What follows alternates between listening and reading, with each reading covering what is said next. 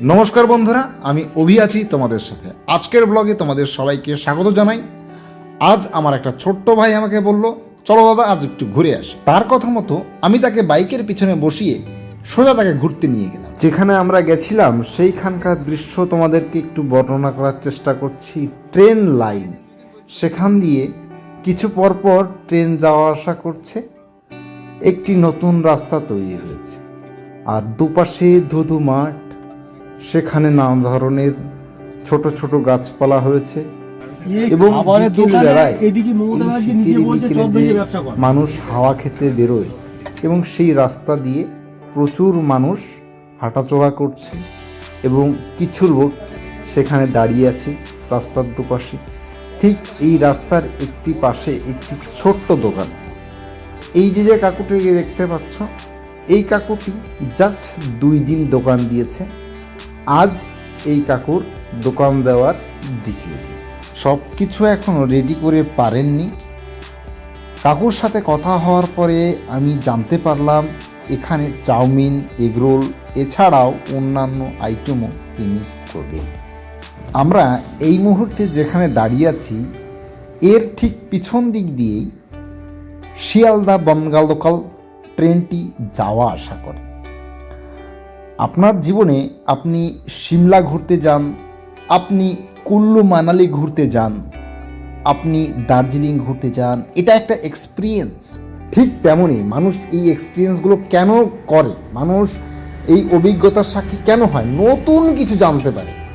ঠিক তেমনই ওখানে কি কুল্লু মানালিতে কী আছে, ঠিক তেমনই আপনি যদি আপনার জীবনে একবার কোনো মতে এই শিয়ালদা বনগাঁগামী এই ট্রেনে ঠিক ছুটির দিন ছাড়া সকাল 6টা থেকে 11টার মধ্যে শিয়ালদার দিকে গামী যে ট্রেনটি আছে সেটাতে আপনি যদি চড়েন, ঠিক আপনার জীবনে একটা নতুন এক্সপিরিয়েন্স হবে।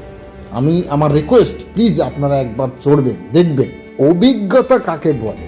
আপনার কুল্লু মানালি দার্জিলিং ঘোরার অভিজ্ঞতা এক সাইডে, বনগাঁ শিয়ালদাগামী ট্রেনে চড়ার এক্সপিরিয়েন্স এক সাইডে। এই ট্রেনে অন্তত 50% সরকারি কর্মচারী।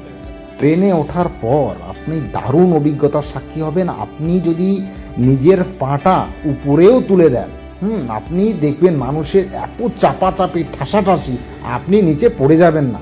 মানুষরা আপনাকে উপরে শূন্যে চাপের চোটে দাঁড় করিয়ে রেখে দেবে।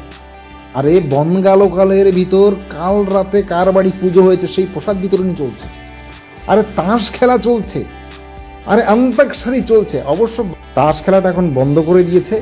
এর মধ্যে দিয়ে একজন পাঁপড়ে দাদা একটু সাইড দেবেন, বাদাম বিক্রেতা, এর মধ্যেও বাদাম বিক্রি চলছে, পেয়ারাও চলে যাচ্ছে, বিক্রি হয়ে যাচ্ছে। এর মধ্যে সব থেকে আশ্চর্য ব্যাপার, ভাই ওই ভিড়ের মধ্যে হিজড়ে ঢুকে গেছে।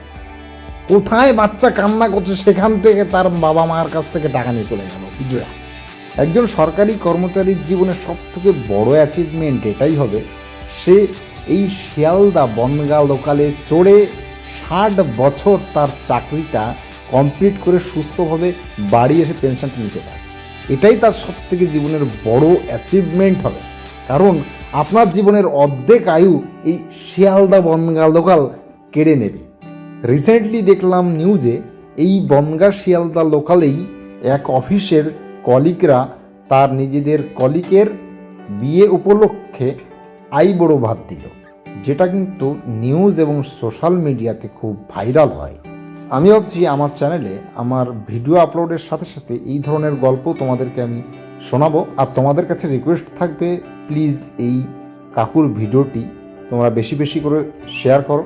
কাকুর নতুন দোকান, আর এই দোকানটিতে আসার জন্য তোমাদেরকে অবশ্যই আমাকে কমেন্ট করতে হবে। আমাকে কমেন্ট করলে আমি তোমাদেরকে জানাবো কাকুর দোকান কোথায়।